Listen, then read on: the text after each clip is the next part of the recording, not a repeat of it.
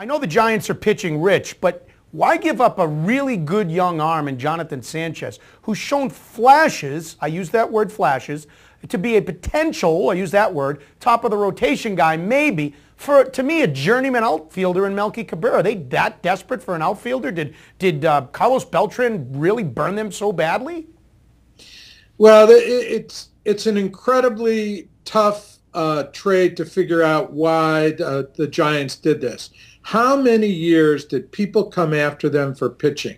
And how many better players, not that Melky isn't a good player, were they offered for an arm like Sanchez? This is a total departure for the Giants to give up a starting pitcher, not only one, but two pitchers, and both of them left-handed, Butch. The other guy is Ryan Verdugo, and I want to talk about him as well.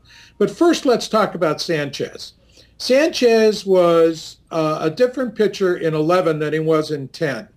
In 11, he went 4-7 with a 4.26 ERA, and he walked a lot of hitters. In 2010, he went 13-9 with a 3.07, and he didn't walk as many hitters. And the deal is a great one for Kansas City because they just slot him in a rotation with Hochevar and Polino. Sanchez maybe is their 3. I think they move Aaron Crow to the starting rotation as a 4 and a right-hander, and Duffy is their 5, and he's a left-hander. It's a terrific deal.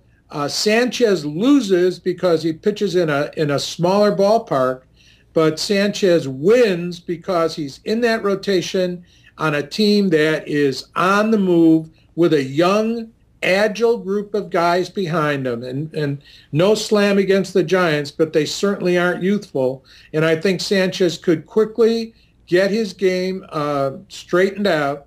I'm one that believes that left-handed pitchers mature late, and their command and control come later in their careers. I look for Sanchez to flourish in the American League. Well, I'll tell you, Bernie, I couldn't agree with you more. I look at the Giants, and they were pitching rich, and they probably still are. But the point is, he was able to be a bottom-of-the-rotation guy there.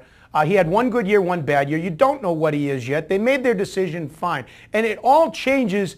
Let's look closer at Melky Cabrera for the Giants. If Melky Cabrera, who, by the way, when we look at his numbers, had a much better year than people might think last year, it all changes if Melky Cabrera turns out to be worth it. Melky Cabrera last year proved, probably in oblivion, because a lot of people, maybe fantasy people noticed, but a lot of people maybe didn't notice that as an everyday player, he was a damn good player in Kansas City last year. Well, he was, Butch. And, you know, people mature and players mature. I want to point out that was his best year in baseball, and it was the only year with those stats. The year before, Melky Cabrera hit 255 versus 305, and he had 200 less at-bats the year before. So this really was his best year in baseball. Now, here's the situation with Cabrera. And by the way, I'm sick about it. I had him in an American League only on my American League only team where I won the championship this year, and he was $1 for me. So he's gone now. He's in the National League. Here's the thing about Cabrera. He's not a great outfielder. He's a fairly good outfielder. He's not great. Some people think he's awful. I don't agree.